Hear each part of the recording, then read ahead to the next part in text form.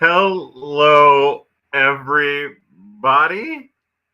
Good evening. Do we know if we're live? Is this thing working? Yeah, if you are watching this, if this is something that is happening right now, welcome to Prospects After Dark. I don't have any idea at all if this is going through. I'm doing it a little bit different than normal. Normally, we have the phone going and we also have the computer going. And the computer, when the computer is going, the computer is going to YouTube Live, and when the phone is going to Twitter. But I'm doing everything through StreamYard right now, hoping that we get a pretty straightforward experience, something a little more cohesive. The issue there is if we do it, if we do it that we get a full like viewership participation. Oh, I think my computer's freaking out, honestly. The participation. So that's where we're at. I'm already starting to dribble on and drag on and blah blah blah yada yada yada. But we'll go ahead and get into it. Our good friend B Sir over on YouTube, and again, go to YouTube, do YouTube Live. That's how you're going to be able to participate in our little adventure tonight. B Sir says, "Hey Kyle, longtime listener, many time questioner. Got a question already. Feels like every year the Birds lose a guy on the top 30 prospects to go play in Asia. Who do you think that will be, and why is it Luken Baker?" That's a great it's a great question. That's a good direction. I think if it would be Luken Baker, I think it's all about opportunity, right? Like there's the best chance for him to actually make some money and play some baseball. Who's another? Luken's not particularly old. Who's like another older player? Maybe Chase Pinder. Maybe Chase Pinder gets a chance to go to a foreign land and enjoy the benefits of other baseball leagues. But yeah, we're long overdue for that, right? We haven't had Jose Martinez go off. We haven't had Rangel Ravelo. It's been a while since we've had one of them. So yeah, that's where we're at. Anyways, let me start over because we kind of got into this in a very drab way. Again, I've had better weeks. I've had better days. I am tired. I am beat. And oh, by the way, our good friend Cardinals Gifts says, "Hello, Gifts. How are you? How is this thing coming through?"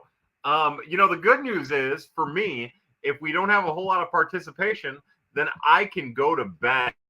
I can turn on some basketball or some hockey. I believe they're winning 4-2, and we can get into it that way. But so we'll start over. Hello, everybody. Welcome to another episode of Prospects After Dark. I'm your host. I'm Kyle Reese. I am sorry that we didn't do any ridiculous singing to get started. I just don't have that in me tonight.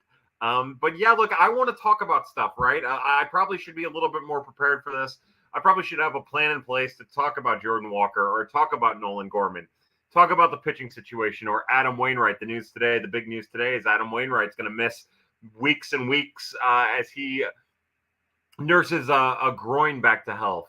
Or talk about Joaquin Rodriguez and how he's going to miss the start of the year because of shoulder soreness. But truth be told, that's not really how I operate. So hopefully you guys get involved and we can talk it over. If not, I'll ramble for a little while and then we'll go about our business. I want to remind everybody that Ben Cerruti over on Birds in the Black is putting out his projections. Check that out. The Dirty 50 is on over there too. Cardinals Gifts and I have some work to do that. I also want to remind everybody that I guess not remind everybody, but tell everybody that we had a pretty big error in the Dirty 50 that has been corrected for me, and it's not Jimmy Crooks the third.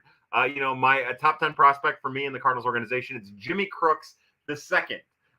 Even though MILB has Jimmy Crooks the third, and Jimmy Crooks the third, and Jimmy Crooks the third, it is Jimmy Crooks the second. But again, check out Birds on the Black. Now, our good friend Mac Wake says, "Oh, come on. Hey, Kyle.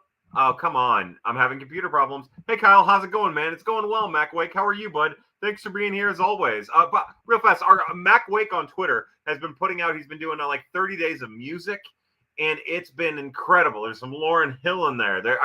It was just what you've been doing. I've been loving, man. Keep that up. I love that. The Grave of Einstein says, Helsley used to throw his change a lot more in the minors. Should he use it more? Is it not that great of a pitch? Well, that's a tough question for me to answer because I've always been a big fan of the 4-pitch mix that Helsley threw. I like the fastball, curve, cutter change that he threw. I like that as a starter. And one of the things I've talked about a lot, Grave of Einstein, is it seemed like there was a time there where a Cardinal rookie would come up. They would focus on that pitcher, his two best pitches, if he was pitching out of the bullpen, and he wouldn't really throw anything other than those two pitches. And I think that hurt a lot of pitchers' development. Now, it's tough to say, hey, this kid needs to come and he needs to throw his change. But yeah, look, I want to see him throw his changeup more and get a chance to throw his curveball a little bit more. We saw that be the curveball be a little bit of the success, lend itself to success last year. So hopefully that continues for him. Hopefully he can change up. He can use that changeup. Hopefully he can use his entire arsenal, because I think that helps. It's the Jordan Hicks of it all too. Jordan Hicks comes up and he's fastball slider. Never mind that he worked on a changeup for years, and that was vicious sometimes, and a curveball. And then a couple years in the major leagues and shoulder issues, or elbow issues, and getting healthy. And it's hard to rediscover those pitches, especially a changeup, because a changeup is such a feel pitch, right? So, my thought is if he has a feel for it, then yeah, he should definitely get a chance to throw it. And spring training would be the time to throw it. But, the awesome thing about Ryan Helsley is that he's good enough that he can get away with just probably throwing a fastball cutter, fastball slider, or whatever, and be just fine. Mike Kurtz says, hey, Kyle, have heard anything about or seen Logan Sawyer? Haven't heard his name since he signed. Yeah, I thought for sure that we would get a Logan Sawyer's sighting in spring training, and we haven't. And it's funny, right? Because we just watched Team Japan win a championship in the World Baseball Classic, carving teams up with the split finger. And that's one of the pitches that Logan Sawyer throws. I think the Cardinals hopefully are going to capitalize on that. The Frontier League pitcher that was highlighted by Pitching Ninja that the Cardinals signed in the offseason. 27-year-old right-handed reliever, mostly fastball splitter change, throws a slider in there. But yeah, look, I thought for sure he'd get some time, but instead, and it was fun, and I'm glad that he got it, and he did the most of it. But instead, we've seen other players. I was going to bring up Tink Hence, but I don't want to feel like I'm glad that he got that opportunity. It was an awesome thing. But I would have liked for some of these higher level arms to have gotten some of those innings. Because now look at what we have. We have bullpen issues that might happen because now we're having starter issues. We're starting to see some of the pitching depth chipped away at. So that's kind of where we're at. And hopefully in the next week we see him. As our good friend Cardinals Reek says on Twitter, it would have been nice if we get to see a little bit more Guillermo Zuniga as well over the next week. Give some of these guys that might have been at the World Baseball Classic or have been exiled to other parts of camp, whether it be minor league camp or off of the spring non-roster invitee roster. I want to see some of these guys in the last week, see if some of them can earn a spot in the bullpen. Scott Lithgow says, Kyle, you're the man. Thanks for the show. I raise my glass to you, sir. Where should Tink Hence start the year, and how long until the Cardinals force him in the bullpen? To you. So what I have here is I have a Moscow Mule with a little bit of cherry juice in it. To you, gifts. To you, Scott Lithgow. To the Cardinal fans and to the Pad people who are in here. I'm already halfway through that, so that's fucked. I think he'll start at Peoria. I wouldn't be surprised if Hence starts at Springfield. I'd kind of like for them to get aggressive with them. They've been aggressive with them in spring training. I wouldn't be surprised if that follows. But I think that it makes sense to start him at Peoria. And how long before he's forced into the bullpen role? Well, if you follow tradition, it probably won't take that long. I wouldn't think. Maybe by the end of the week. Cards Cookie. Hello, Cards Cookie. How are you? Hi, Kyle. How concerned are you about Jordan Walker's shoulder? Seems to be affecting his hitting the last few days. Well, I have it on pretty good authority that Mr. Jordan Walker's shoulder is a non-issue. Now, I haven't watched every game, but what I will say is after he had the 2 home run game, then we saw him getting really aggressive about swinging at first pitch fastballs. And that's how he got a couple hits off of who did he get the 2? Garrett Cole. 2 first pitch fastballs that he went after, the 1 hit. And then since then, we started to see teams attack him a little bit differently. He's not getting as many fastballs. He's getting a lot of junk and a lot of junk low. And those are the things that we talked about to keep an eye out for when teams started doing that and how he adjusted. And he hasn't quite adjusted yet. So what's going to be interesting in this last week with Jordan Walker is, I'm pretty sure his shoulder's healthy. I feel confident in that assessment. At least to him, it's healthy. And maybe that's what matters more than anything. What's going to be interesting is how he continues to adapt to being pitched backwards and oftentimes low with breaking pitches, because that's not easy. It's not easy at all. And I think that's really where he's at. And also to Cards Cookie. And by the way, Cards Cookie, thank you for being here. I appreciate it. To your point, that's where the beginning of spring and the end of spring are two different things. I think this year more so than ever, we over-invested into early spring results. And I'm only saying this because this isn't about Jordan Walker, okay? This is about everybody. I think we over-invested, like even to what was going on with Jordan Hicks, to Waino's velocity, throughout the roster, Brendan Donovan, who's going to be a great major leaguer and no issues, but like even some of the power, I had people asking me in my DMs if he was going to hit 20 home runs, and I don't think that that's part of his game. I don't think hunting that power is part of his game, and I think what we're starting to see now is we're starting to see that transition from early spring to the major league season, and you're starting to see the way that he would get pitched in season, and he's just struggling. He just hasn't adapted yet. He'll adapt. It might not happen in the next week. It might not happen if he makes it to the major leagues in April. It might happen in April. But I think that we're just now starting to see spring training balance out too. And I think that that's kind of a product of this particular spring training and the very nature of the WBC and how it interacts with spring training.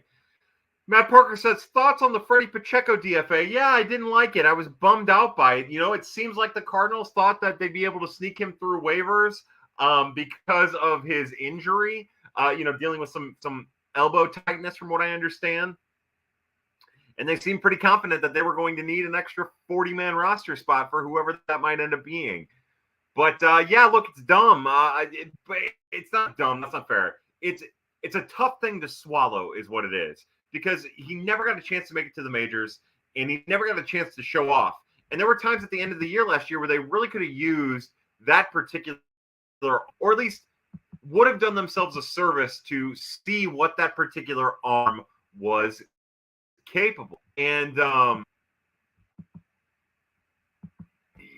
now the way we'll find out what it's capable of will be in the Detroit Tigers organization. Are you buying into Matthew Liberatore's spring success? From Caleb Noble. Hey, Caleb, what's up, bro? By the way, Matt Parker, great question. Carts Cookie, Scott Lithgow, Mike Kurtz. We've got great questions, great talk going on tonight. Thank you, everybody, for being here. But Caleb Noble says, ask, am I buying into Liberatore's spring success? And yeah, let me say this. Like, I'm buying into it so much that I'm excited about what we've seen. The issue for me has been a sustainability issue. Now, I think it's important that the fastball seems to be profiling a little bit better. It seems to have a little bit more run. To me, that is important. That is a positive. Now, the question is, what happens if the velocity tanks? I like the fact that he had the velocity, but to have the velocity in spring training and warm weather is awesome. It's great, but I'm excited to revisit the Matthew Liberatore conversation in a month and have a little bit more informed opinion about Matthew Liberatore in a month. But I would say that entering spring, I don't know if I was in that boat. Like, I don't think I even really cared in regards like that. I was more like, whatever you get out of Matthew Liberatore, you get out of him, and hopefully it's a lot, and maybe it'll be a little, and maybe it might not be anything. But I'm buying into it so much that I can't wait.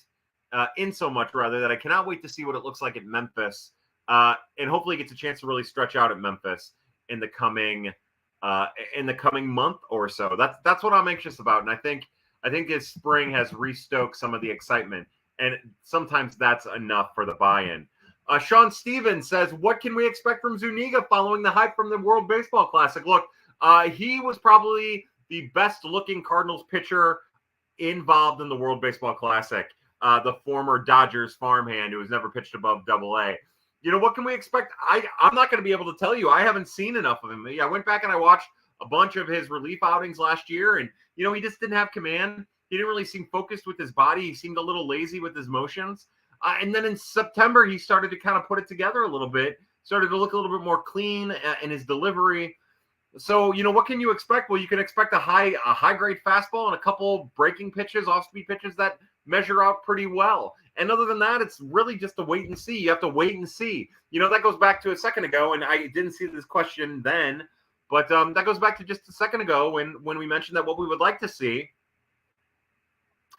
is him just get some innings, some relief innings in this last week of spring training. I think that's important, not just him, but Logan Sawyer and some others.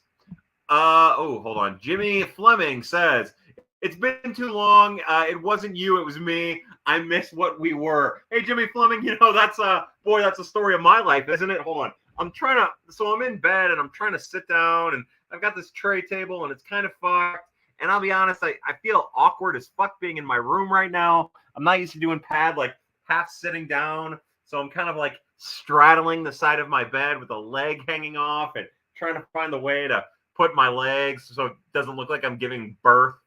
By the way, man, I had a great bowel movement when I got home. Sorry, it seemed natural. But hey, look, it is always me. I am always the issue in every relationship, even when the relationship is with an entire community. But Jimmy Fleming, welcome back to Pad. I also have a Yuengling, the traditional lager to everybody.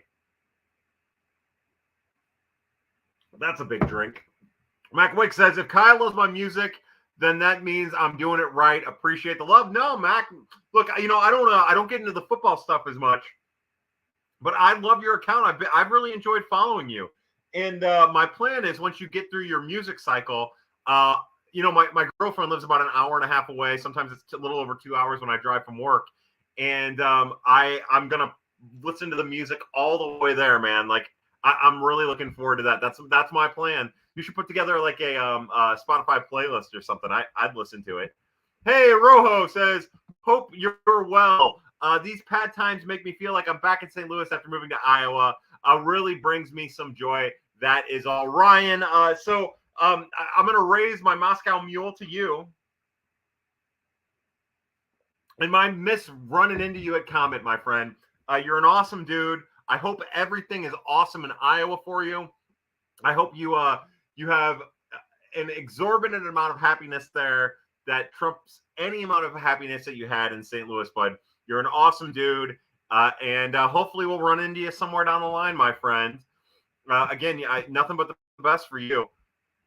Jesse, we need to cook. I think Hentz will be a great ball player. Yeah, look, this is awesome. This is a very straight line, down to the point. Let's not get too involved here. I think Tink Hentz, Markevian Hentz, will be a great ball player. I couldn't agree more, man. It's all about health, right? It all just comes down to health. And it's not just because of him and his size or whatever. That's with all these pitchers. It really just comes down to health. So yes, to Tink Hentz, Markevian Hentz, like what an awesome and exciting arm to have in the organization. I know that Gordon Graceffo has struggled a little bit during spring training. Maybe has some velocity. Maybe he just isn't the same right now. Maybe things are just kind of in need of tweaking. But between Jerpy and Hentz and Graceffo, like there's just a chance to have something exciting with those three. And maybe Graceffo ends up just being a bullpen arm. I don't know. You guys know I think he has a chance to be a bulldog Lance Lynn type, but his command's probably got to get better to get there. Even for somebody who throws strikes the way that he does, or there's some tipping issues still that it sounds like he needs to work on. But anyways, whatever it is, like I still think that he can be something special.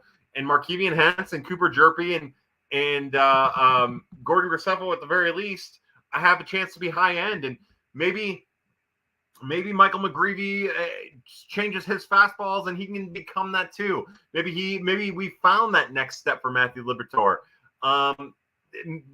Look, Jake Woodford is a perfect example of all you need to do is change a couple things to have success. Woodford's fastball was inconsistent. His command was shoddy. He would not attack the zone, and his slider was trash. And the Cardinals worked on the slider. He worked on the slider. He became more attack-oriented, and because of that, he's going to be a starter because of injury for the Cardinals entering the 2023 season. And honestly, it's got people excited in a weird way, which would not have happened a year ago or 2 years ago. So this is why you never give up on a player and you never give up on a prospect. And again, this is all because of Tim Kentz, who is a player that we have not given up on and a player that we are super excited about. But just to say that, like, man, baseball, especially for pitchers, is ever evolving, ever changing. The ones who continue to change themselves and develop are the ones that can go from mediocrity to success in a season, an off season. Jeff Niehaus. Oh, Jeff, hey, your little icon is awesome. I love that. To Jeff Niehaus, I raise my ling ling. Ah, love you, Jeff.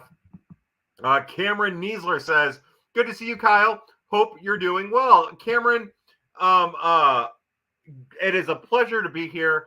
Thank you for being a part of this. And I hope everybody's having fun tonight. Get yourself a drink, relax. Let's talk about the 40-man a little bit. Let's talk about some other nonsense. And, yeah, whatever you guys want to talk about, we're here for. And I'm glad you're here. That makes me happy. The Grave of Einstein says, all right, Kyle, Blockbuster just updated their website to hint towards a revival. How many times a day are you going to your local Blockbuster in the future? Hey, you know, so now that I don't play video games very often, I probably will never go to a Blockbuster.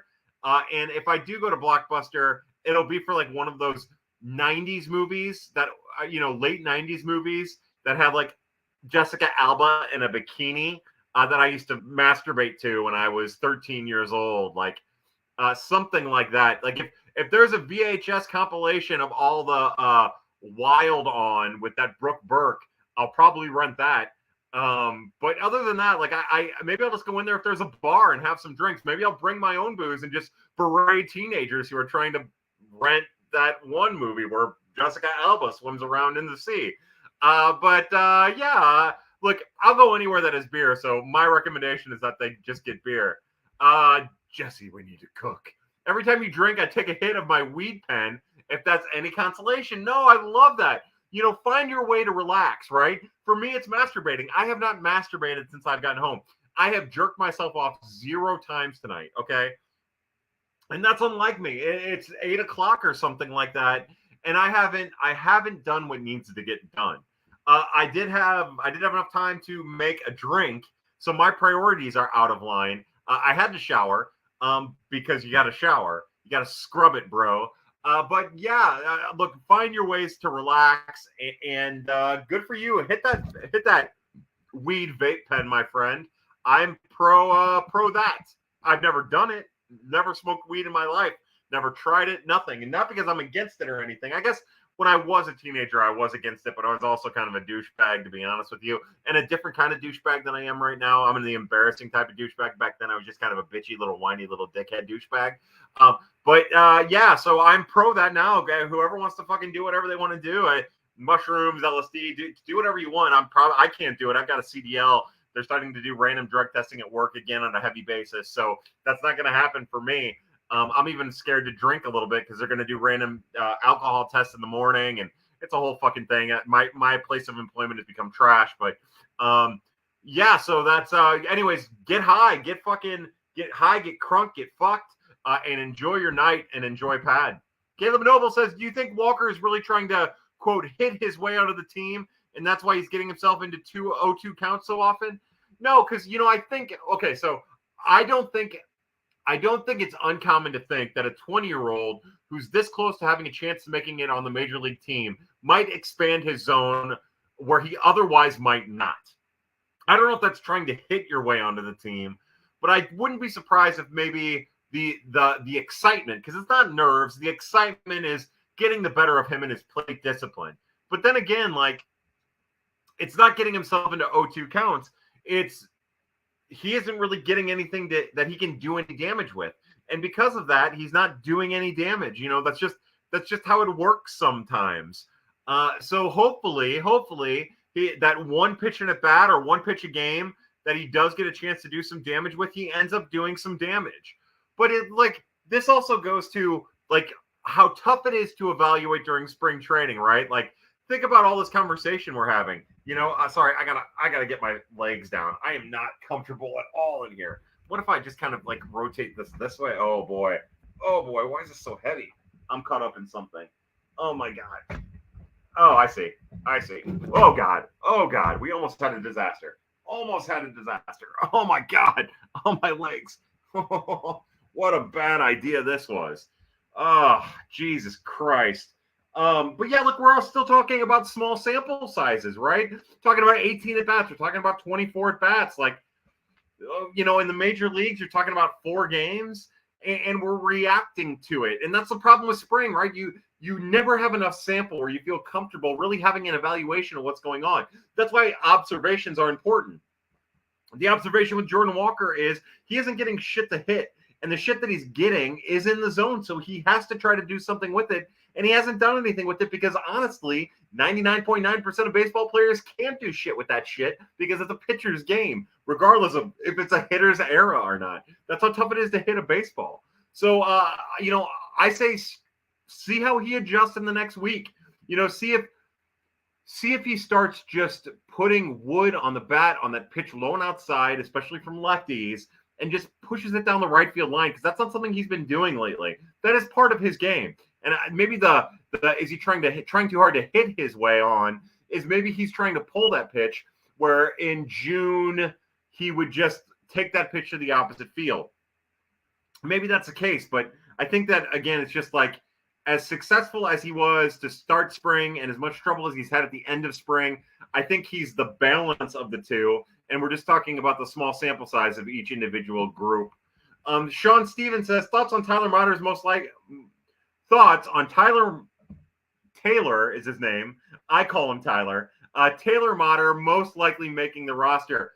I don't have any thoughts. Look, I jinx the fuck out of the pitching staff. I don't believe in jinxes. But for the sake of argument and the sake of entertainment, I jinxed the fuck out of the pitching staff just last night by saying that I would have had Andre Palante down at Memphis as a starter because the Cardinals had all this pitching depth. And now he's got to be in the bullpen because he's essential for the bullpen success. My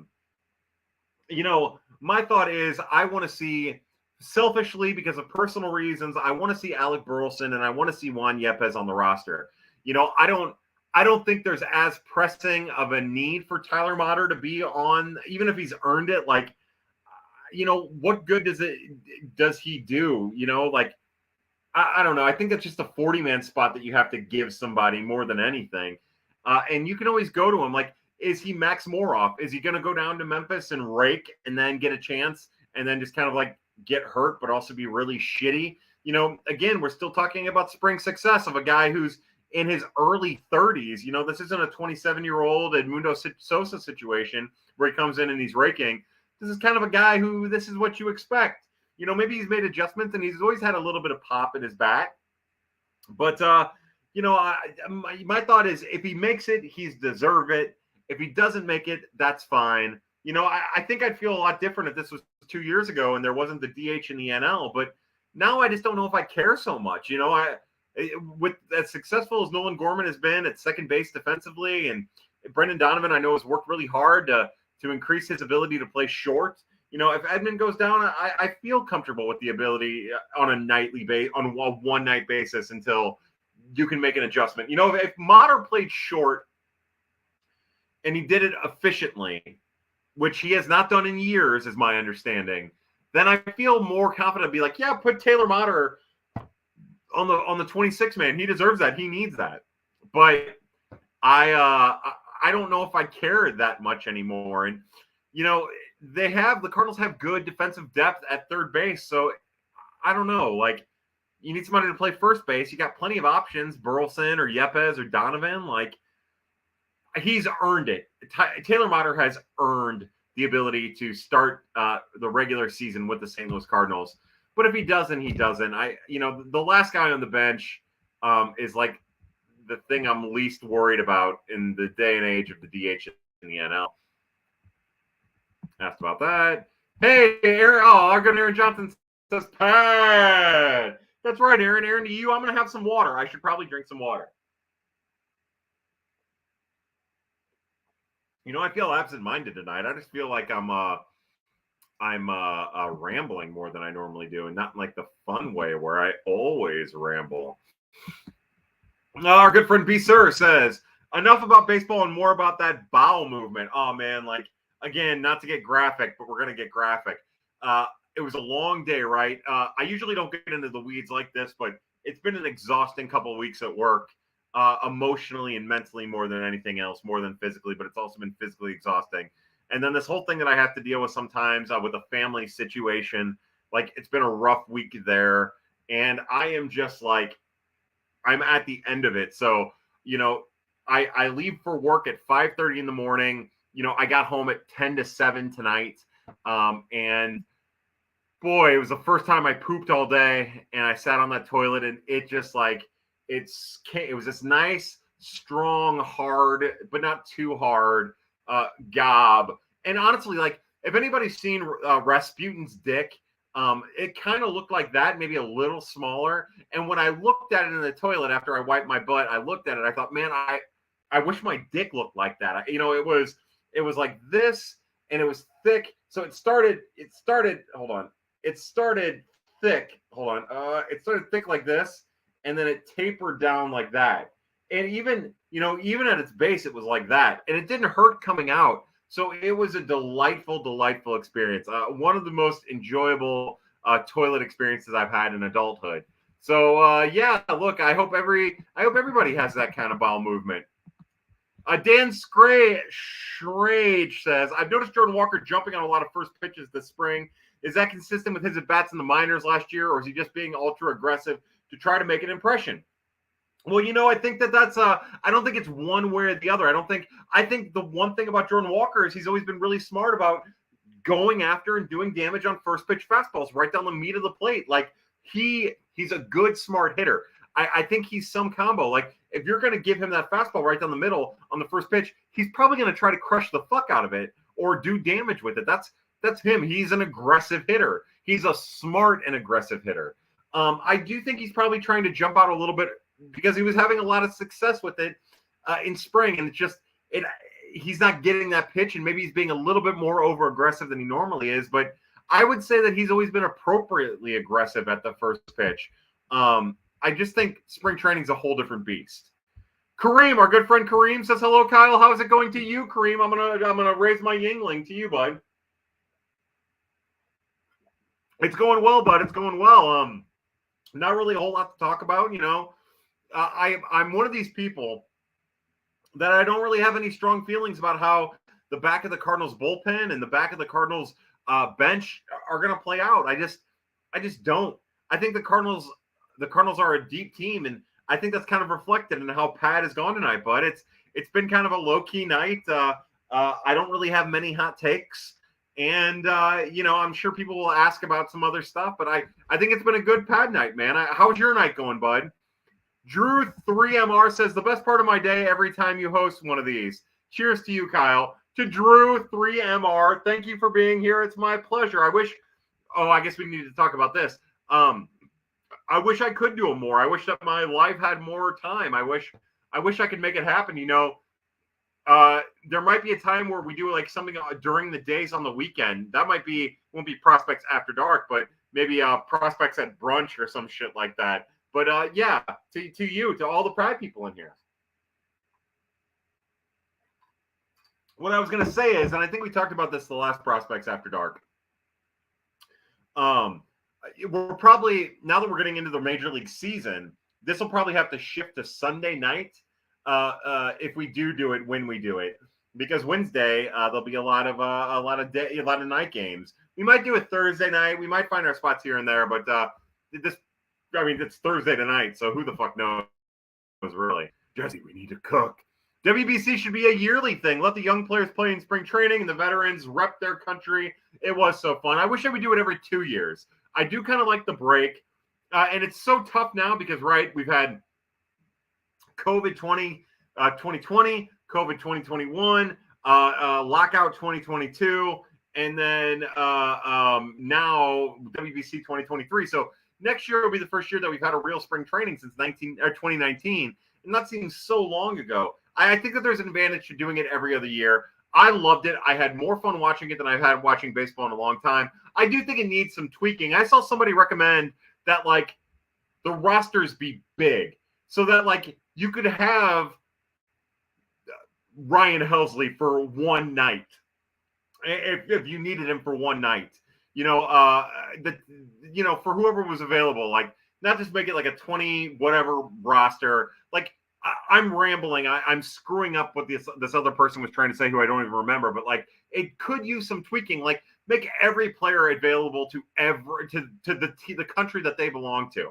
and then if you need Miles Mikolas to pitch on this day to help build up his innings, he goes back, pitches for the Cardinals, and Team USA uses Dylan Cease or some shit like that. You know what I mean? Like that. There needs to be some adjustment there.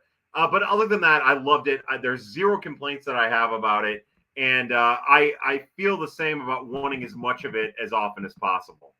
Aaron Johnson says, Nootbaar is now a sensation in Japan. Are there ways the Cardinals can expand their fan base there and make themselves a destination for more Japanese players down the road now? Yeah, it's also worth noting that Matt Slater, one of the Cardinals front office executives, has his own footprint in that particular area. So, look, there's a way to make this all work for the Cardinals. Absolutely there is. Yeah, I think one of the ways is to continue to increase Lars Nootbaar's profile. Bobbleheads will go a long way, jersey nights, shit like that. Lars needs to produce, and he probably will. But that's what we need to see from him.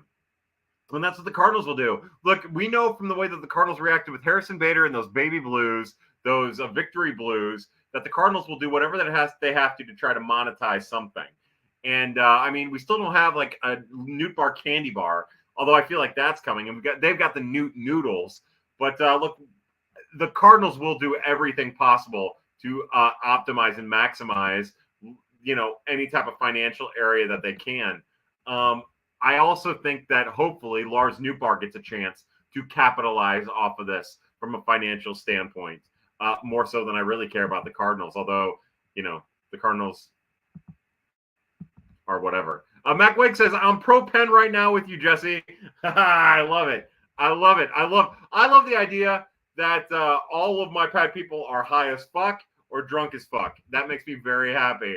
You digging The Mandalorian Season 3? Aaron Johnson says, yeah, look, I'm not going to get into spoilers. I will say I love the most recent episode.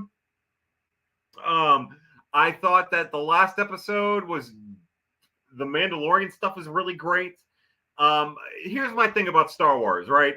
Because this is even happening with The Bad Batch. They made such a bad movie with Episode 9. And they did some really stupid shit with Episode 9. And it feels like they're trying to do everything they can to justify some of their plot decisions in Episode 9. And I just want them to focus on the stories that they're telling and not try to justify their shitty story in Episode 9 by pointing everything to a resurrected Palpatine.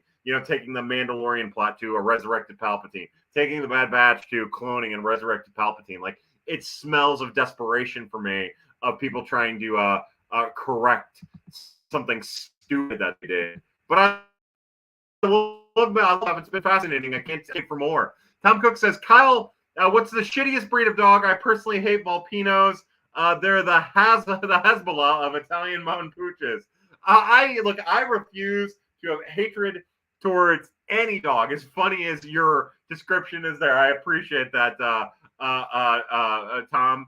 But look, I won't. I will not. I appreciate no dog slander, no cat slander, no animal slander here. But they're all God's creatures in my eye. I don't believe in cannibals, so that's on you.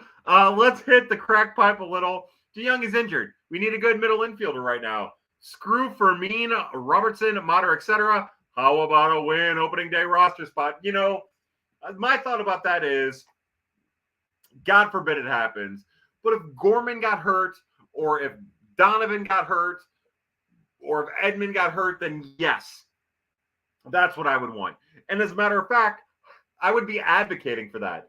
I was fucking around with my own 26-man roster for a while, and I was dead set on bringing Mason Wynn north with the club. But the truth is, like, look, the Cardinals already have a nightmare scenario in the outfield, really, in a lot of ways. It's an ideal situation. It's an enviable situation for other teams, but it's also kind of a nightmare situation in the outfield.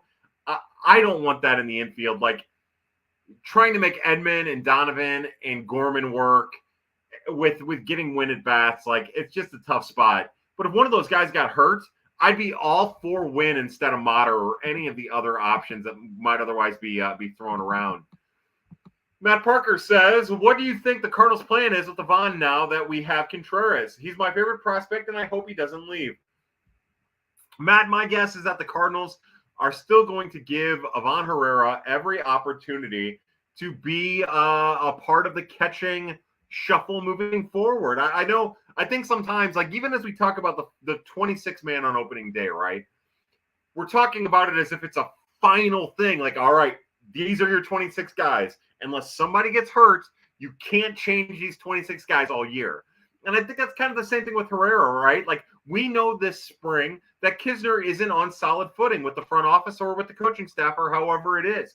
We know that there are opportunities for the catchers behind him to take, if they have success, if they keep putting in hard work, to take the opportunity from Andrew Knizner.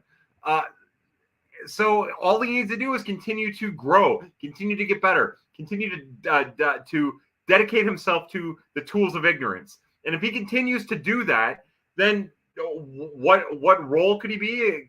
Could he be in the Cardinals' more extended plans?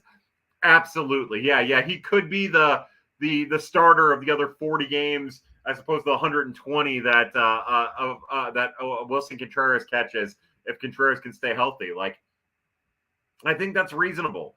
But he needs to continue to work on his game calling skills and his work behind the plate. Because even a good minor league catcher defensively can be a really shitty major league catcher. Now, he was not shitty. He had his deficiencies. He has plenty to work on. He has plenty more to dedicate himself to. As dedicated as he is, because he's extremely dedicated to what he's doing. Look, I would say that the Cardinals have all of their prospects in their plans. It's just a matter of how it all kind of like how the opportunity presents itself to those players and how they take advantage of that opportunity. Sean Stevens says, thanks for taking my questions. Always, Sean, always. I'm glad you enjoyed. Our good friend Mac Wake. Hold on. Mac Wake says, fast forwarding a bit, let's say a random ace, cough, cough, Shohei, cough, cough, is available at the deadline. For half season of an ace, what prospects are off limits and what's an ideal prospect package? You know, Shohei is the toughest part because you're not just talking about an ace or a top of the rotation starter. You're talking about a middle of the order bat. And for me,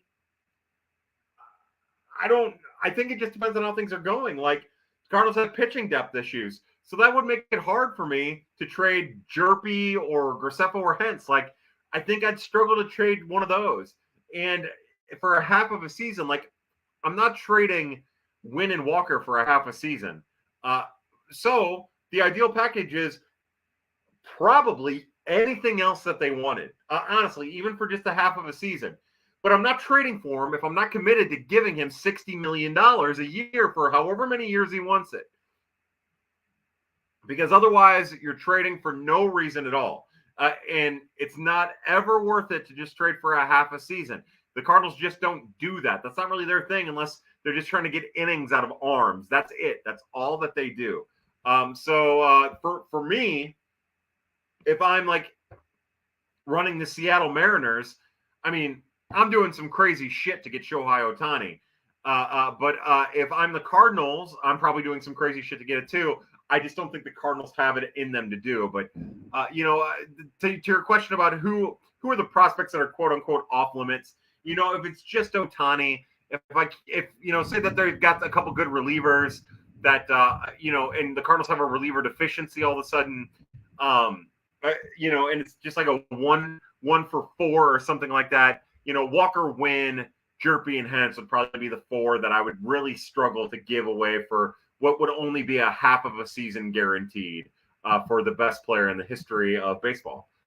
Graham Weinstein says, let's say Mozeliak just gave you the keys probably because DeWallet has told you he is not spending a dime on the rotation. What guys for the Cardinals are filling all five spots? Well, for this year would be the five guys that they have in there. It would be, Michaelis, Montgomery, Matz, Flaherty, and now Woodford until Waino's ready. If you're asking me next year, I can't answer that question. That's too far from now. If you're projecting and hoping, then you want Graceffa to take the next step. You want McGreevy to reinvent himself. You want Matthew Liberatore to continue to have this, to make the strides that he showed, continue to have that velocity and show some run on that fastball. Like, you want to see that. But, you know, as far as like projecting out what the rotation might look like a year from now, if I was in charge and Mr. DeWitt said, we're not spending any cash on the rotation, I would need to see how this year develops. I would need to give it an honest evaluation. I think if you were to ask the Cardinals what they would think or what they would want in this particular situation, they would tell you that they have faith that both that McGreevy, Liberatore, and Graceffo will all be there to go with Matz, and that Jake Woodford and Dakota Hudson are also coming off of a great 2023 season, and that you'd have back end competitions. Like, that would be my guess. Jacob, who I believe is Cardinal Reek, says, yo, what's up, Jacob? How are you? I'm going to go with the Yuengling. To you.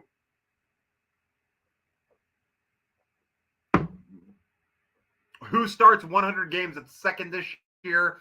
I'll say Nolan Gorman. I think the Cardinals are pretty committed to Nolan Gorman being the more regular second baseman of the two in question with he and Brendan Donovan. I think Brendan Donovan is going to play around a little bit more. I think Gorman will play third to give Arenado some days, and Donovan will play second on those days, and second here and there. But I just think Donovan's going to have a versatile role moving forward. Our good friend Blake Newberry.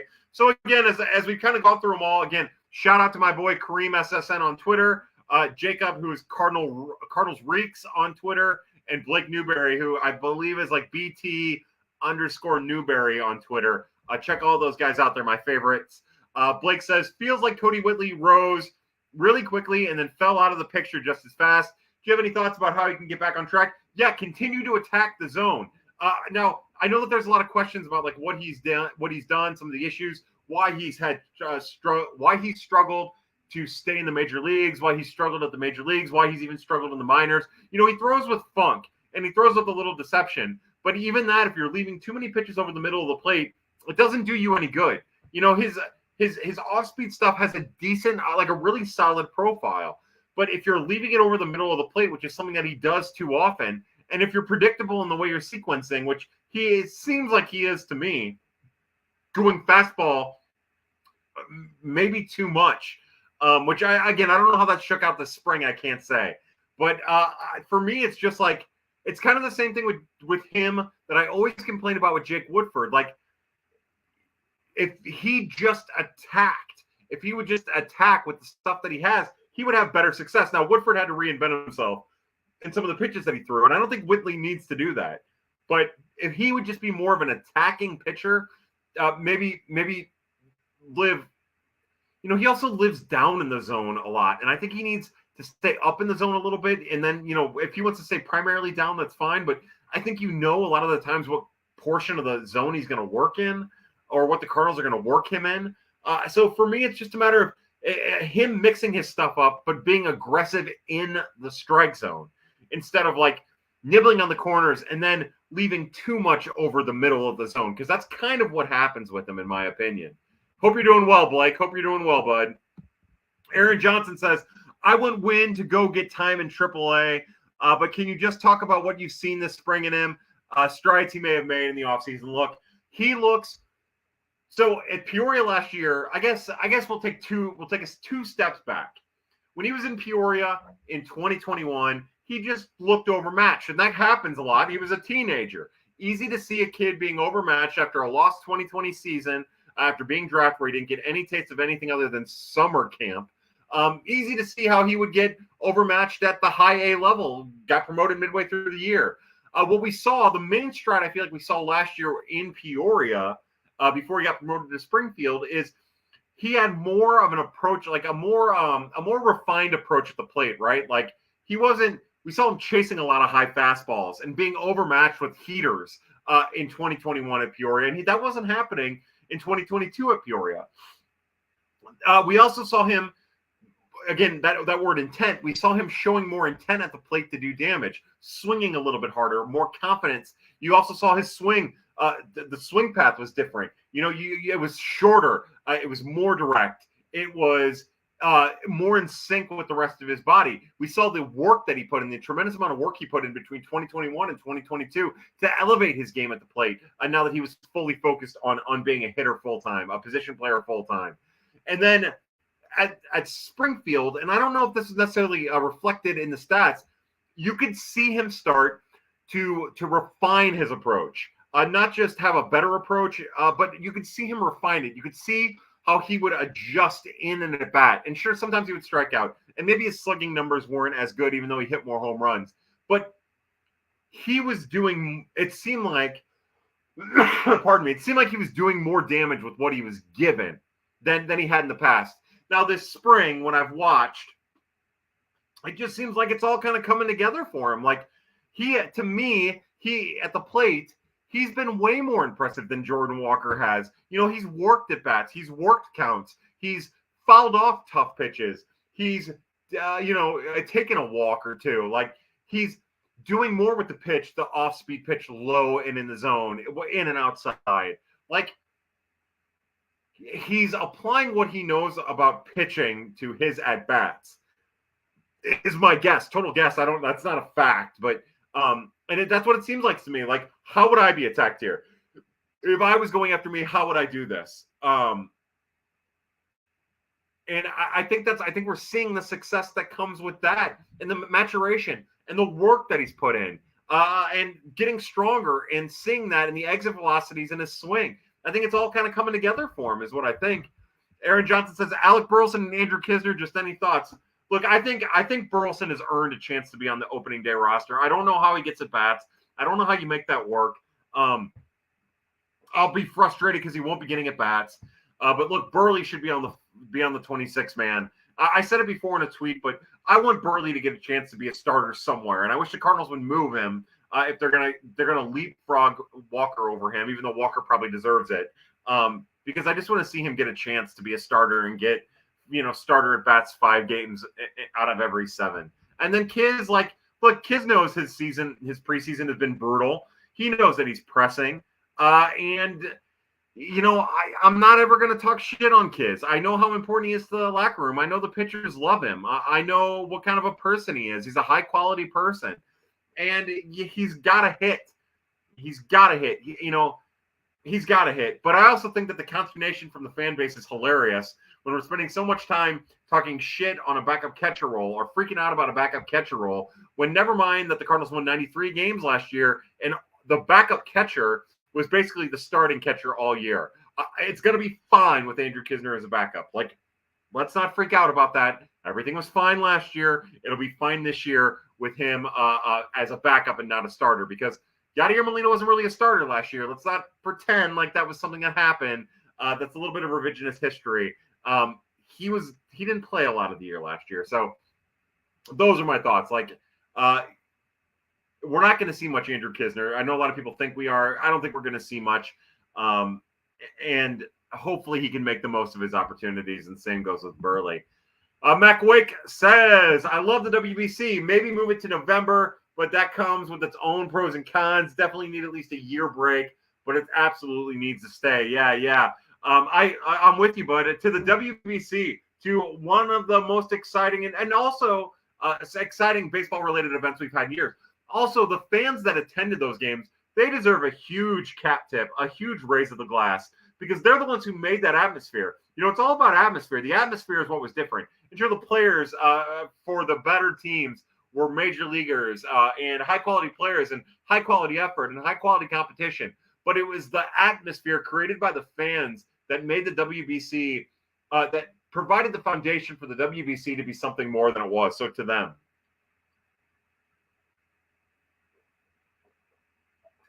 Oh, I should drink water. I really should. Mac Wake says, I think I might try to drive to Memphis this year to catch a AAA game. You should. I'm going to be in Indy. Right, hold on. I got to do something. Memphis. Oh, boy. Memphis Red Birds schedule. The schedule. Oh, I'm getting so slow. While I'm doing research here, everybody, go take a trip to Memphis. Go take a trip to Springfield, Peoria, or Palm Beach. Wherever you're closest to, go take a trip because it is a fucking blast. I recommend going to Memphis if you're in your like early or mid 20s. Bring some friends down there. Bring some buddies, and have a good weekend of it. You're going to be hard pressed to find a better minor league town with more to do than Memphis. And then families. Peoria is a great family atmosphere. Springfield is a great family atmosphere. It's also a college town. I'm going to be in Indianapolis for the Indianapolis Memphis Indianapolis game. I believe on Thursday, the 6th of July. So that's when I'll be able to see Memphis. I probably won't be able to get down to Memphis or Springfield this year. It'll probably be Peoria, and hopefully I can get to Peoria a couple times. But yeah, look, it is a great Indianapolis AAA affiliate. I spelled affiliate wrong. Boy, I'm so stupid. I am so stupid. Yeah, they're I wanted to make sure they're the Pirates AAA affiliate. I'm having a moment, family. So yeah, no, enjoy. I hope you do, man. I hope it's a great trip for you. Cracker says, how does the WBC work like that with sending a guy to Asia for a game and then he's all jet lagged there and back? Yeah, I didn't think about that. That would be really stupid on my part. Maybe I'm just talking more about if it happens in Arizona or Miami. You're right. That would be a huge hole in my theory. I would be very, very wrong about that. That would not be something that is feasible or serviceable. Maybe it's just you send those guys to the overseas stadiums for that part of the tournament, and then when they come back to the States, then you can send them for a day or two or whatever for the single eliminator or whatnot. But yeah, you're right. But then what I'm saying is then those teams that are playing over in Asia, they should have access to their players. Korea, Taipei, Japan. Like, I know it's still a long flight. It's not all condensed, all consolidated right there, but maybe there's some way of making it work. Again, I am doing a poor job with this. I was doing a poor job with it when I first brought it up. I'm just saying that there could be some tweaks to make it a little bit easier, a little bit better, maybe more accessible, maybe get some more consistently good talent involved. But yeah, you're right. That was something I had not thought of, and you're right to point it out. Aaron Johnson said, we used to really have high hopes for Kiz. What went wrong? What can he fix? Sorry, my allergies have been crazy this last week. What went wrong? I can't answer that. I will say that the guy that I used to watch hit a bunch of line drives to the right center field gap, disappeared. Now, when you're on a major league roster for 30 days and you only get 30 at bats and this happens, extrapolated, of course, the next season. But when that happens over your first two major league seasons, it's hard to really find your footing. It's hard to really get your feet underneath you. And then all of a sudden you're kind of thrust into a starter's role. You struggle. And, it kind of glosses over the fact that Kiz had some really good moments last year. He also hit into some bad luck, and he was also trash at times. All of these things happen at once. But, I can't answer that. I don't know if going from the minors to the major leagues, how often does it just happen where a guy just doesn't have it, doesn't meet their level of potential? And I wonder if that's just as simple as that's what happened with Kiz or whatever. But maybe he gets that level now that Yadi's gone. You never know. That's a huge presence. I know that from talking to some people that I trust, both scouts in baseball and some front office executives, that a lot of people don't think his framing, although people will say his framing's terrible, is bad, that they'll say that he just doesn't work umpires, and that's what really hurts him. Now, I don't know. I'm not going to pretend to be a catching expert. It's whatever. But I do know that it's a shame that he never reached his potential. It's a shame he didn't fully take advantage of the opportunity that he was given last year. And hopefully this little bit of grace that he got in order to start the year on the Cardinals 26-man, he can take advantage of every opportunity that's put in front of him. Our good friend Kareem says it's not going to happen, but the Cardinals should do whatever they can to sign Yamamoto in the offseason. He would easily be a top 10 starter in MLB, and the Cardinals need a true ace. Yeah, look, That Yamamoto is a monster, isn't he? God, I would love that. I would hope that they would do something like that. Get aggressive in that way. Michaelis aside, Verhagen doesn't count. The Cardinals haven't really been aggressive in that market, and it would be really awesome to see them get aggressive in that market. I'm with you. I know he's dealing with some fatigue issues or whatever it was, but like you guys know, Sengai is somebody who I wanted the Cardinals to sign. It probably won't work out. I was also on board with them signing Kikuchi, and that hasn't worked out. That's been a tough thing for both. Well, I guess we'll see how it is for the Blue Jays, but it was a tough thing for the Mariners. I want to see them get aggressive in one of these markets. Now, I don't know what to think about how they're going to spend money, and I think the huge cloud that is the RSNs hanging over their financial heads make what could happen this coming offseason the biggest question mark imaginable. But yeah, look, I hope that the Cardinals took notice of that. I'm sure there'll be a bidding war, which of course means the Cardinals won't be involved. But hopefully they realize that is a special arm. And I'm with you, man. I'm with you. Caleb Noble says, I wish more pitchers in MLB threw splitters. Watching USA try to adjust the way Japan was pitching was fun because you could tell they weren't used to it. Yeah, and a good splitter is a devastating pitch, right? And we talked about that. Like, one of the relief pitchers that we haven't seen at all in a spring game is Logan Sawyer. He throws a split finger. Why haven't we seen him? And if the Cardinals don't give this kid, this 27-year-old man, every opportunity to break with the club or get a chance to be a major leaguer or to show off at a spring training game when they will, trot out other people, like, I want to see that. See if you can capitalize on that. Have him throw it 70 times in a game and see if anybody can touch it and go from there. That would be amazing. Use that to your advantage.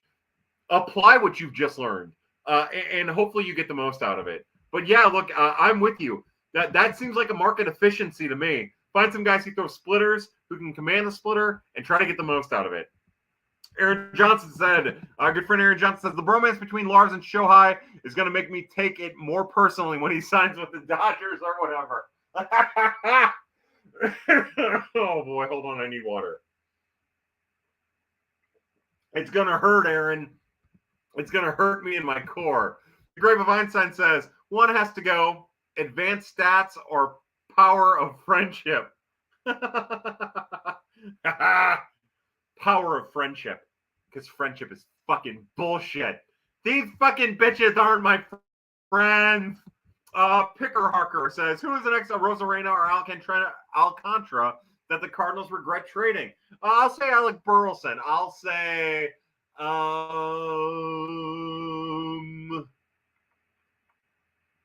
who's somebody stupid that they would trade? They'd hold on to McGreevy. How about Freddie Pacheco? They'd hold on to McGreevy and they would trade like Wilfredo Pereira, who, again, and I'm not going to get into that, but like he won't be somebody that they like regret. He's not that high end. They bought into Bryson Mouts. So I wouldn't like, and he's not going to be that good. He's going to be good, but he's not going to be that good. How about, I don't know. Nobody like that, because you know what? I think the Cardinals are scared of that these days is what I think. And I think it stops them from doing some things. What are the chances we get John Denton on pad? I don't know what to think about that. I don't think I'm going to address the John Denton stuff just yet. Maybe we'll save that for your podcast, bud. Maybe we'll save that for your podcast on Sunday. Yeah, look, I love John Denton. He's my spirit animal. He's, or I guess not Sunday, whatever a week from the 21st was. That's how my brain works. So next Tuesday, maybe we'll talk about it then. But look, I love John Denton. I would never ask him to come on pad because I would never want him on pad. I like what we're doing right now with this will they, won't they thing going on. We're this generation's Rachel and that other guy. Forget the last one. What's the ceiling of Think Hence?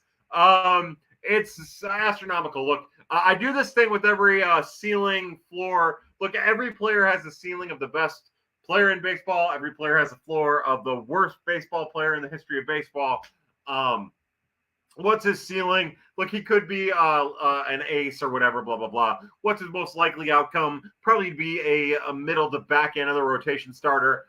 What is a real potential outcome that seems feasible as a front end starter? Like he has every potential to be a front end starter with more in the tank. And I don't think there's any getting around that. I don't think that's even debatable. I've been thoroughly impressed with Masyn Winn. He's always had great bat speed, and he's made some noticeable mechanical adjustments in spring, which should help him produce more power. Kareem, I'm with you, bud. And he started making those mechanical adjustments last year too, starting in last offseason and then in season as well, specifically working in AA. And boy, it's awesome to see that stuff start to pay off, young man. Masyn Winn just turned 21, so we're going to cheers to Masyn Winn as we get rid of our Moscow Mule. He's just to see the work that he's put in. That kid is he's awesome, charismatic. He's got it all. Jason Hill says, "Hey Kyle, did Liberatore do enough this spring to change your view of him overall?" Yeah, my answer is yes and no, Jason. Like, what it did is it got me more excited for the first month or so of Memphis. I'm anxious to see if he can keep that velocity a month from now, because I was reminded that he was able to keep that mid-90s velocity last spring too. It just, he couldn't do it once he got out of spring. So I want to see, like, on April 26th of this year, is he still able to carry 94 to 96 into the fourth or fifth inning? And if he is, then that's helped to change my mind. If he's showing more run on his fastball, that's helping to change my mind. Yeah, absolutely. Absolutely. What it's done is it's made me more excited to see what's next for him and to see how sustainable it is. It's funny because one of the main talking points from someone like John Denton, as a matter of fact, was about Michael McGreevy and how McGreevy's throwing 95. He's throwing 95.6 in the second inning. But you know what? He didn't have the results because he didn't change anything about himself. And the rumor is that Matthew Liberatore tried to redevelop that fastball, not just work on his command, because command's only part of it with him. It's the stuff of it all and the velocity of it all. And I know that he's worked to try to get more run on that fastball. So I am very happy to see that seems to be measuring out. Just needs to continue to get those results. And if he can, then he can. And then that's more exciting, Jason. That's definitely where I am. The Grave of Einstein says, you said some stuff about Libby already, but I remember on a previous pad that you said that he had a confidence that was lacking in 23. Did he look like Libby 22? So again, I did not get to see. All I saw was the data on Matthew Liberatore's last spring start. And I listened to the game. So my thing with Matthew Liberatore is when he's pitching aggressively and angry, almost angry on the mound, but pitching with an edge on the mound, you notice that his command is better and his velocity stays up in starts. Now, will it stay in the mid to high 90s? No, but it won't dip below like 93, 94, which is the key, one of the keys for him when you're talking about his fastball. Sometimes I personally get too caught up in velocity, specifically a fastball, but this goes across the entire arsenal. It's just the easiest to highlight fastball. And it's also lazy to highlight fastball, which is exactly what I'm doing. But for him, that was that. So when you saw him attack and you saw him get angry and you saw him with this aura about him on the mound, where it was his mound with his baseball, throwing his pitches, then he was always at his best. And that was lacking all last year.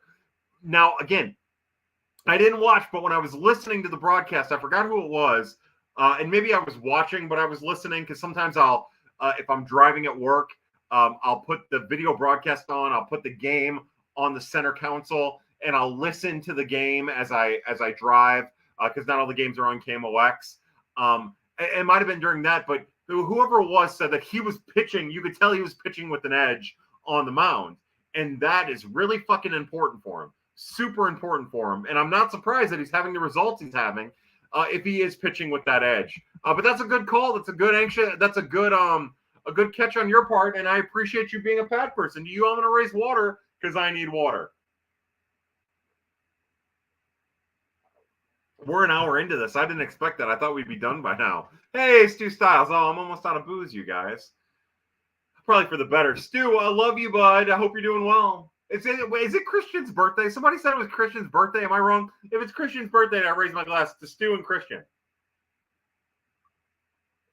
It's also one of my guys at work, CJ, Christopher Donovan. It's also his birthday. He's a really cool kid, and I like that kid a lot, man. I've been lucky to have some really awesome young people to work with, some also old people, because the average age of my work group is 51 years old. Italy got sent to Japan this year. Not sure where the Great Britain or Israel teams played in pool play. Yeah, my last thoughts kind of stick with that. I will say that Kiz killed it for like 2 months in the middle of the summer when he was playing every day. Yeah, he was definitely different. Cardinals fan 0213 says, "Hey Kyle, just joined. Do you think Walker shoulder is still bothering him, or is it just one of the learning curves since he's facing tougher pitchers?"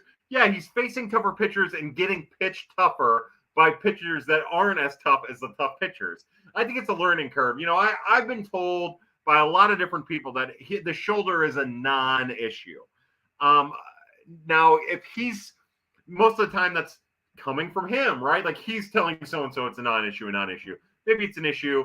You know, when you're young, you recover. And that's one thing about Jordan Walker. He is a tough motherfucker, that kid, man.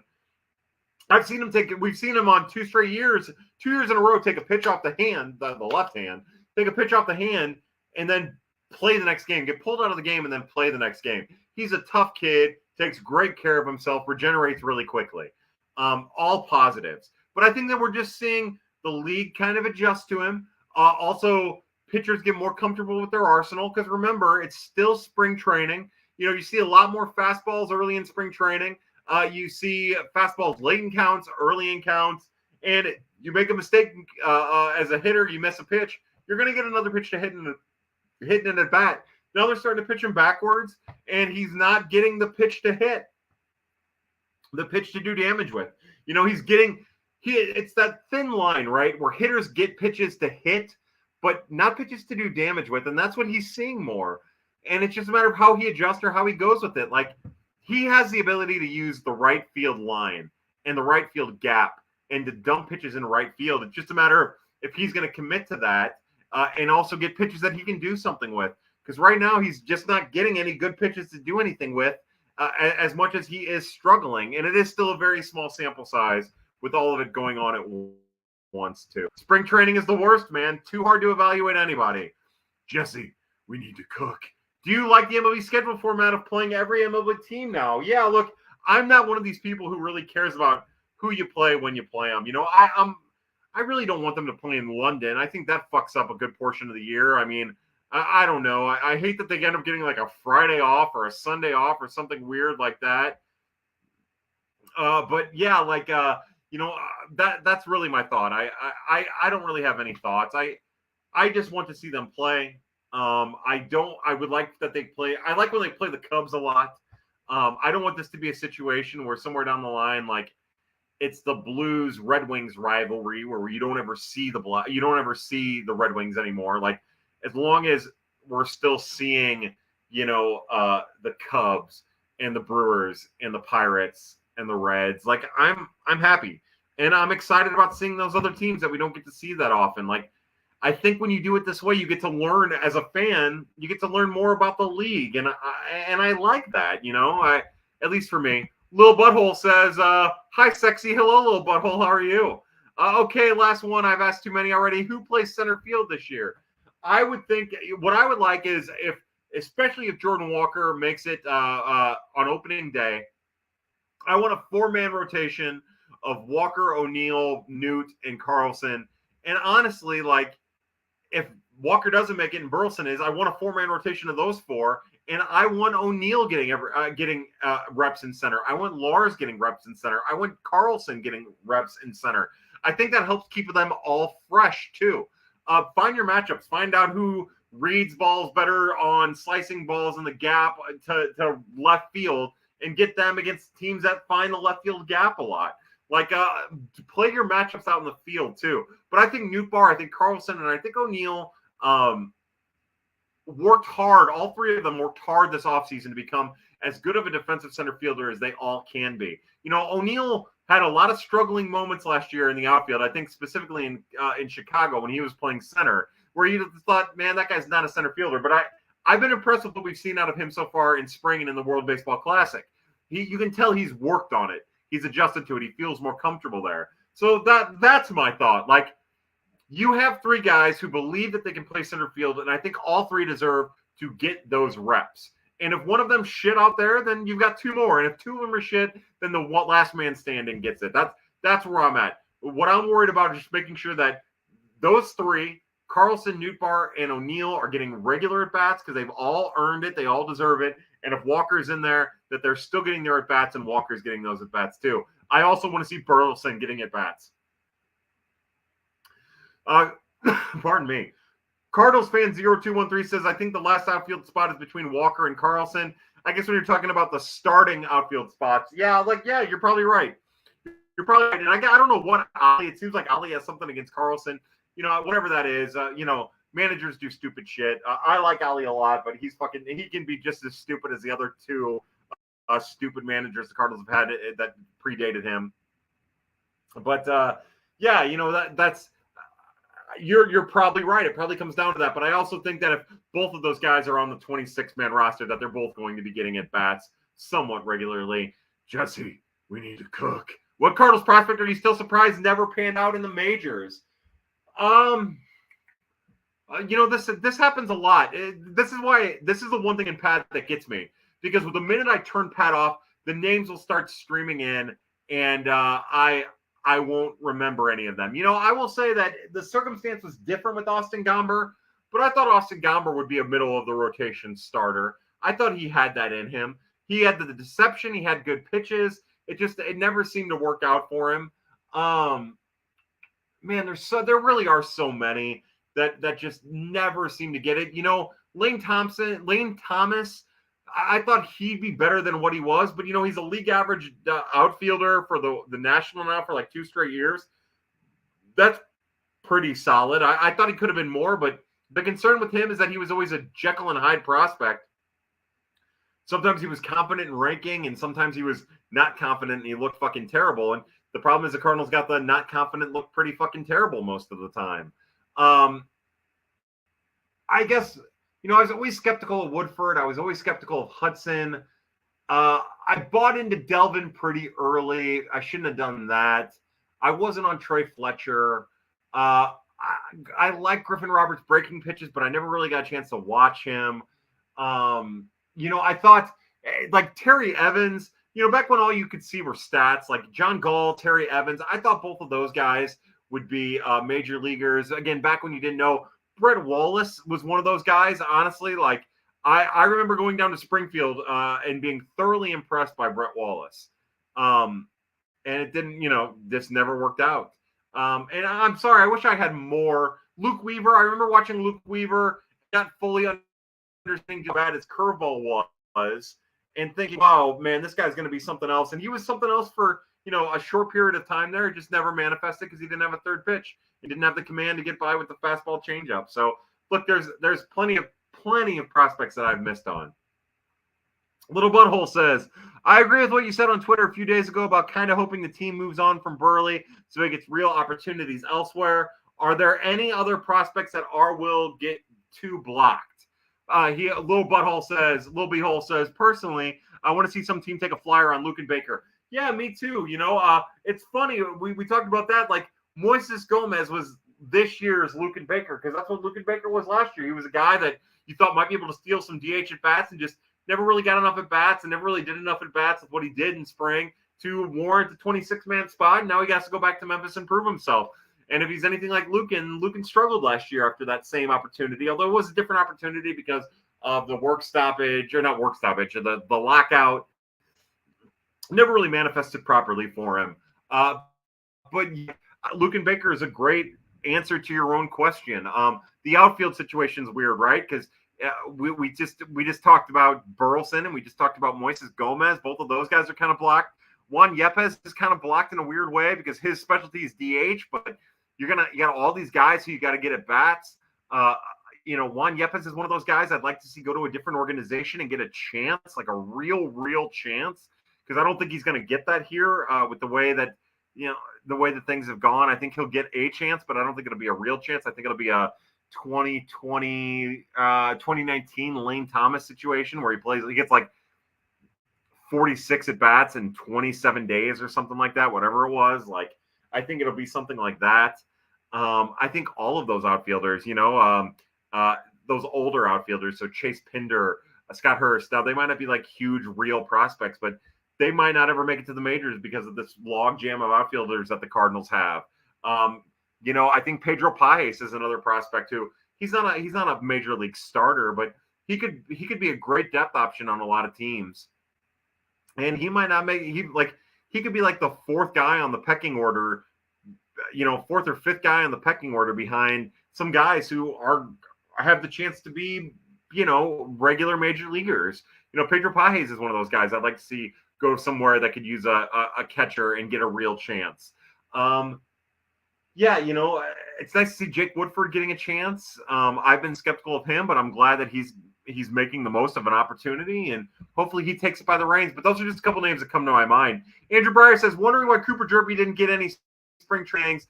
I'd love to know too. I know that our good friend Jeff Pontus, who rocks for Baseball America, one of the founders of Prospect Live, had some video of Jerpy up today. Check him out, Jeff Pontus, or Jeff Ponce rather, GEOFFPONTS. He had some Jerpy. Jerpy's fastball was like 88 to 90. Jerpy let up a home run, but the exit velocity was 91. It was severely wind aided. I would have liked to have seen Jerpy, and we still might see Jerpy. Don't think there's still a chance we see it, especially those last couple games, I would think. But it would have been nice. It was awesome we got Tink. I don't think we'd be asking the Jerpy question. I don't think I would have been so curious about Jerpy had Tink not gotten so many innings, so many chances. But next year I imagine he's going to be a very hot name in camp. Shecky ZX Zed says, sorry I'm late. Woohoo! To you, Z Ed, I raised my water. 1 hour and 22 minutes. How funny. Wait, what happened? Oh, come back. I don't know what happened. My thing is acting up. I love what Gorman has done this spring offensively. Cardinals fan 0213 says, I love what Gorman has done this spring offensively and especially defensively. He's my breakout candidate of the year. Yeah, I think a lot of people would have him as their breakout candidate of the year. He's done some great stuff this spring. He's turned my head. He's still say what you want, but he's still struggling against that high fastball. Sure, he fouls it off, and he's not swinging through it like he does a lot, but everything else has looked good, and that's a positive. But yeah, look, if you're going to put your money in the clubhouse on one player to be the breakout hitter, I don't know if you could have another option than Nolan Gorman. I think Lars Nootbaar's jump. He's jumped the shark on that. Like we all kind of expect that. Dylan Carlson, to me, doesn't count because he's already a proven major leaguer. I think it probably comes down to those two. Lil Butthole says, I thought John Torres was going to be a stud. Yeah, me too. I'm pretty well documented on saying that as well. That's a great name to pull from the past. Pyre Cracker says, that guy they drafted out of Arkansas that only pitched a season. Pitched in Arkansas that only pitched a season.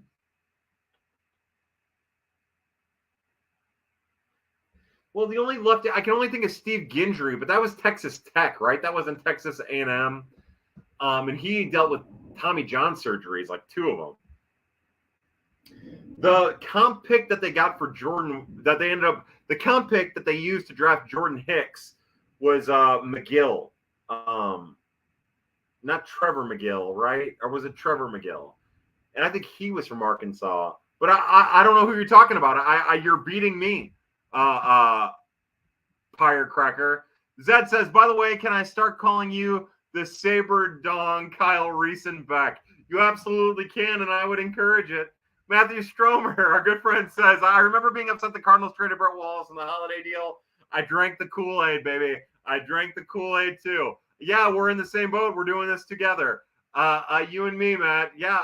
again, I went and watched him, and I watched him a couple times, and I remember as a kid being like, all right, this kid has great plate discipline, and he was stinging the ball in the games that I watched. And this is where the whole scouting of it all becomes tough, because if you're not watching these guys every day, then you might just see him on a good day, you might just see him on a bad day, and you never know what you're going to see. You might walk away unimpressed, and then they might be something more. You might walk away impressed, and they might have just got you on the right couple of days or in a hot streak. I think that's where what I do and what some other people do. Like, when you watch every night, you get to see them at their best and at their worst. It doesn't make me good at it. It just means that I've got a lot of free time. Also, you pronounce my screen name Shecky ZX, which makes a lot of sense. Shecky ZX. And I promise you I'll do everything I can to not forget that. But by God, will I forget it. Matt Parker says, biggest changes you've noticed from our major minor league players since last season, such as new pitches or changes like Donovan's swing mechanics. Well, Donovan did most of that shit on his own, like that wasn't an organizational thing. The organization helped him become the hitter that he is. And there's a track record of the organization and, spearheaded by Russ Steinhorn and formerly Jeff Albert, but now Russ and Daniel Nicolaisian, of helping, especially the lefties, to get the most out of their approach and their swing. But, I think one of the things we talked about a lot, or one of the things that guys like Kareem and Cardinals Reeks have pointed out, Blake Newberry, is we've seen the slider kind of change, right? Like less of or more of a sweeper, right? Is it more or less of a sweeper? The movement on the slider profile of a lot of the pitchers that throw sliders has changed. That's one of the things. And other than that, like, I honestly haven't noticed much. And I also haven't been able to watch as much as I would have liked. I need to start taking off work more so I can watch the Cardinals. But that's the only thing that I've noticed. Hopefully they can continue to get velocity upticks from some pitchers. They've had success with that in the past. And hopefully we see more of that. And other than that, it's all seems like business as usual. Quinn says, better player Jordan Walker, and I think we all know it's Jordan Walker. Lil Beehole says, are there any managers, coaches in the minors you find to be particularly impressive? Yeah, look, Jose Laguerre, the AA manager for Springfield, that guy might get a real chance to be a bench coach or a major league coach at some point. Patrick Anderson, the coach of Peoria, I know the players didn't particularly like playing for him. I was surprised that he stuck around for another year, but he's also kind of, I get the impression that he's one of those two-faced guys, like he'll suck up to authority, but then he's kind of a dickhead to the people underneath him, plays favorites. And other than that, I know Brandon Allen, people thought highly of, who's now in the major league coaching staff. Other than that, I really don't know. Jose Laguerre, you're going to want to keep a close eye on, because he's got more than just AA manager in his future. I'm starting to believe the Dusty Blake effect is real. We'll find out. I know Jake Woodford compliments Dusty Blake for helping him reinvent his slider and get the most out of him. But at the same time, we saw Dakota Hudson pitch like shit, in part because his velocity was down. And at winter warm-up, Hudson was talking about how Dusty Blake helped him view pitching completely different and changed his life or whatever. So we'll see. We'll see. I had to look it up. It was Jess Todd, and it's Firecracker. Makes sense to me, Firecracker. So I was thinking in the minor league level. I wasn't even thinking for one full season. Jess Todd. Look, Jess Todd was another one I was wrong about. PJ Walters. He was another one. I'm glad you brought up Jess Todd. I was so in on Walters, man. I thought for sure he was going to be a major leaguer and a rotation stalwart for many, many years. And if I'm wrong, PJ Walters made his major league debut against the Cubs, and it was a fucking disaster. I could be wrong about that. But no, I remember calling in. It would have been the morning grind at that point, or the morning after. I remember calling and asking the Cat and Tim McKernan, and it might have been. it must have been the grind with Martin Kilcoyne and just saying, the Cardinals have a lot of internal options. It's just Todd might be a starter, and boy, was I wrong about that. Yeah. So I'm with you. I'm 100% with you. I've been there. Let's see. What happens with second base short when a win arrives? We'll find out. I don't know. There's a lot of time between now and the time that quote unquote win arrives. Even if he arrives at the beginning of the season, right? Let's just wait and see. Nolan Gorman might have taken a step back. Brendan Donovan might have taken a step back. Maybe Tommy Edman isn't cutting it defensively at short. And then it'll all become really clear. But to say what happens when Wynn arrives, well, if he's arriving, then that means something went wrong with those three guys that brought him to the majors, more than likely, almost certainly. So whatever that thing is, then that's the thing. And I don't have that. To me, it's going to be Edman probably can't hit and play the defensive caliber that he needs to at short. And that, no, I'm not saying that's going to happen. I'm saying that would be the scenario that would get Win here. Or Brendan Donovan tries too hard to access his power, and he's not a power hitter, and it tanks the rest of his game. Or Nolan Gorman continues to struggle to hit the high fastball, and all the gains that he's made defensively revert back to where it was. And then that would be the scenarios that I would imagine would get Mason Wynn to the major leagues. And he would have a clear shot at starting. I'm assuming you think Randy Flores is doing a great job. Yeah, look, I think Randy Flores is doing an amazing job.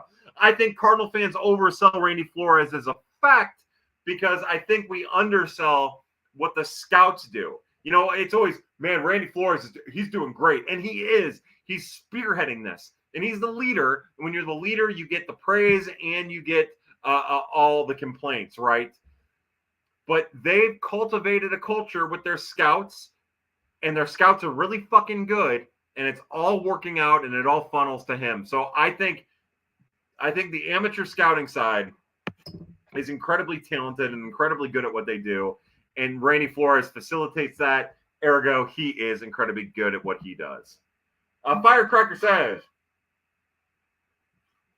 how soon do the Cards open their own hitting lab?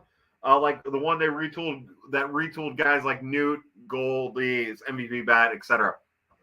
I would imagine they're going to be behind on that, Firecracker. It's not like the Cardinals to be ahead of something like that, right? That's just not something that they do. That's a whole different thing, right? Because Marucci is still trying to sell products, so it makes sense for them to do it. And the Cardinals are trying to get the most out of their players, but they also give their players free reign to kind of learn and do on their own, right? To utilize those things on their own. They still employ a lot of advanced tech, and they supply their players with the information that comes from that advanced tech. And that tech's down at Palm Beach. That'll evolve and that'll change and that'll grow as the renovations at Roger Dean continue. But like they track a lot of stuff. Now they don't have the Arenado warehouse or whatever. They don't have the Marucci bat fitting. They don't hook up a bunch of diodes to your body and measure you. But they use everything that Hawkeye provides. Hawkeye provides all the measurable things that Hawkeye provides to their players. And then they try to they use the cages available to them and the technology available to them in the cages to apply those lessons in a positive manner. JB Woodman is a diamond in the rough. You are right, Quinn. Shecky ZX says, I'd like to see you try to access your power. Shecky ZX, you're the one who's going to access my power, baby. Quinn says, I think the Cardinals should call Wynn up on May 12th, use him as offensive sub when Justin Turner comes up, and throw it 103 miles per hour to Goldschmidt to beat him by 10 steps.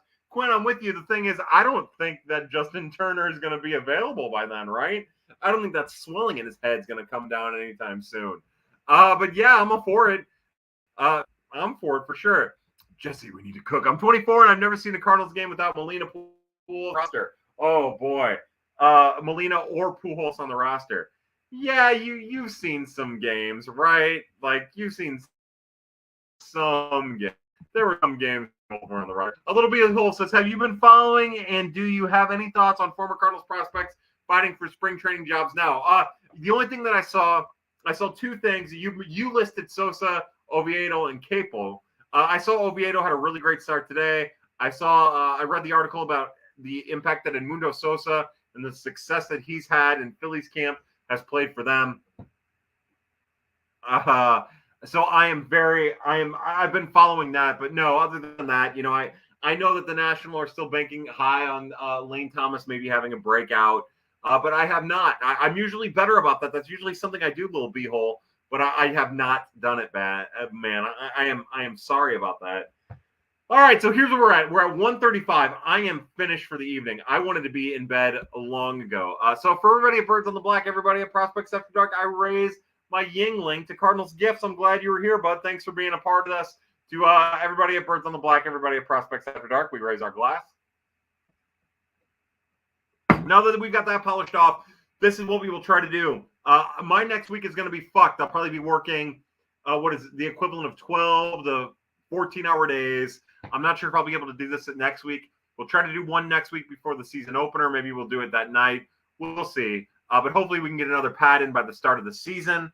Again, thank you so much to everybody for being here, including a little butthole. For everybody at Birds on the Black, everybody at Prospects After Dark. If you watch this, you are part of the Resistance. Thank you so much for being here. And as always, family, as we end spring training 2023, as we come to the final week of spring training in 2023, as we watch some of these roster battles come to their final blow, we say happy hunting.